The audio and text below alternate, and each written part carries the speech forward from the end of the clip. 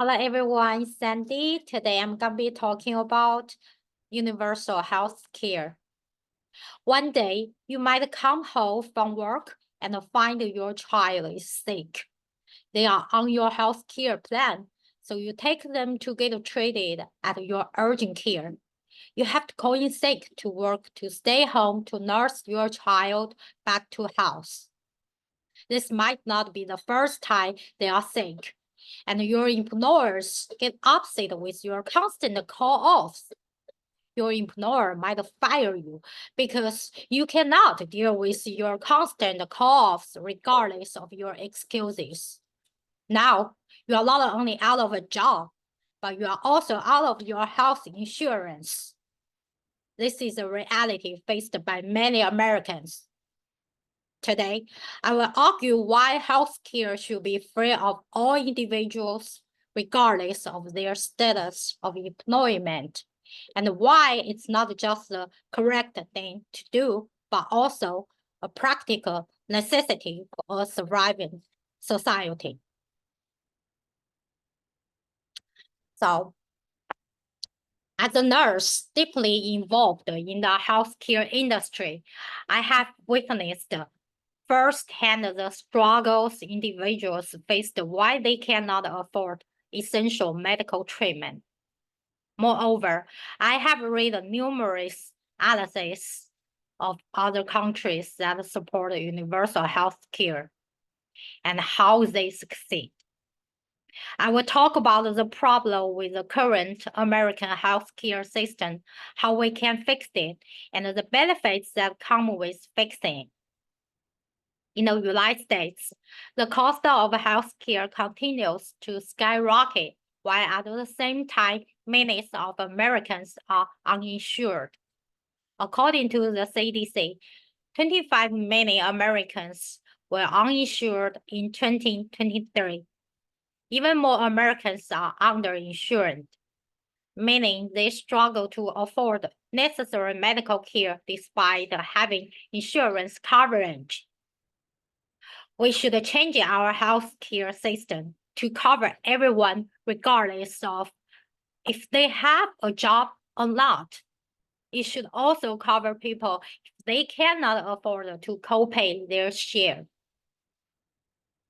I will talk about some positives that come from implementing this, like less people going bankrupt, and how people will generally happier.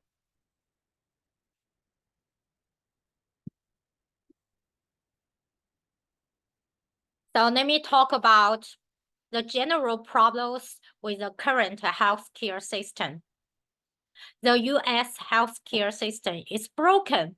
We have the most people covered by some type of health insurance, but the number one cause of bankruptcy listed is medical bills. According to the American Bankruptcy Institute, a staggering 56 million Americans struggle with medical debt each year, with nearly 9% completely unable to make any payments. Driven by desperation, 11 million are forced to pay on high-interest credit card debt just to treat water. This stark reality paints a clear picture of the immense financial burden healthcare costs place on individuals and families, pushing them into seemingly inescapable cycle of debt.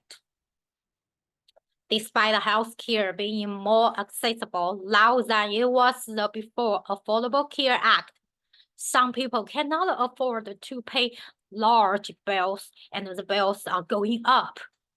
High-interest credit card debt can quickly spiral out of control, leading to missed payments, damaged credit card scores, and difficulty securing essential loans for housing or education.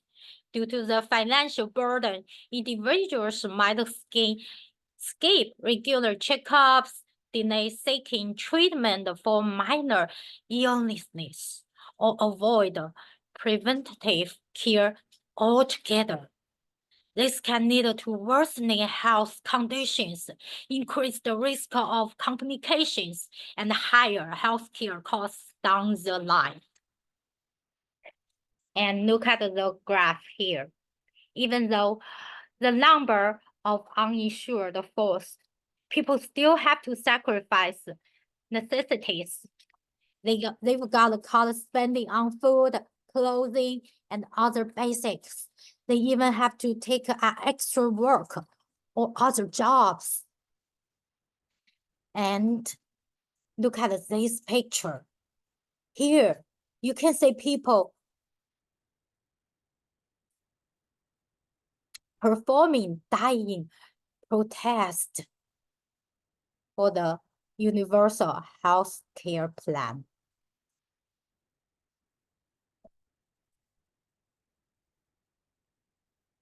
So let me talk about how we can fix the main issue at hand. You should elect pro-healthcare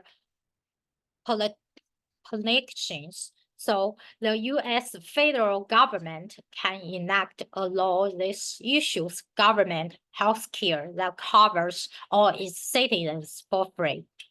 The government could pay for it with a progressive tax system.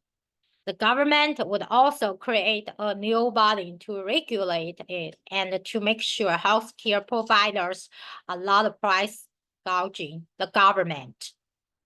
Yes, there will be a necessary tax, but it will be more for Americans' top earners. By doing healthcare directly through the government, it would remove the extra hurdles put in place like leading employment or not having enough money. Everyone that needs healthcare would have it, and everyone would automatically be added to the system.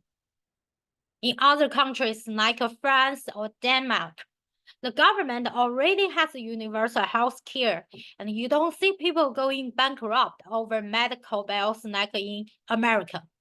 According to the World Population Review, the only countries that have notable medical-related bankruptcies are the US, Canada, the UK, and Australia, but none have the rate of the US, even when combined. And you can see this picture, the graph. So only 72 countries have the universal health care, but 156 countries, they don't have universal health care. And look, so this graph shows our legislature. We need a more progressive that support universal health care in office because Republican will say no. And, Obamacare was the first step, but we need much more. Once we have the health care available to everyone, we only have all the bad comes with people being uninsured. Those estimated 30 million people that are uninsured won't be anymore. Those who are underinsured will be alleviated by all the extra burdens removed from their lives. There are also more benefits for society than just helping those in need. So, let me talk about then.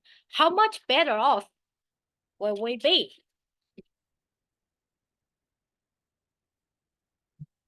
So, now people only have to worry about being able to afford their healthcare cost. They can live normal lives. People can afford to go to school, start a business, or even something simple like afford a vacation now. Nordic countries are often reported as the happiest country in yearly polls. According to Aish et al., they demonstrate a positive link between progressive taxation, and the global life evaluation is fully mediated by citizens' satisfaction with public and common goods, such as healthcare, education, and public transportation that the progressive taxation helps to fund. What do these countries have in common? Social programs that help their people, and healthcare is one of them. If the federal government issues its own healthcare, we could be happier too. If people live longer due to having better healthcare, we could have better overall GDP because people won't be as sick and be able to contribute to the economy. People will also have better mental health because they won't have to worry about going bankrupt. This in turn will also lower the overall poverty rate because medical-related deaths will go down. And look at this graph here. Notice how many countries with universal health care? All of them, but US. And look at here. This is how much money currently gets spent for medical coverage. So imagine this partially saved. Let me wrap it up and go over everything one more time. The current status quo with health insurance is broken. We talk about the problems with healthcare, how we can fix it, and finally, some benefits. The problems that plague Americans are the healthcare being tied to your employment and how some Americans are underinsured. How some treatments cost too much even you have insurance. The solution being full coverage healthcare, subsidized by the government through taxpayers. The government would create an agency to oversee and regulate healthcare. The benefits of people being able to just live normal lives and have the opportunities to succeed in life.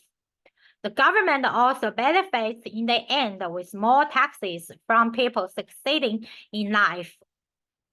So in the future, when you see your child getting sick and you have to call off work to help care for them, you are not have to worry about losing your insurance because of being let go by your employer.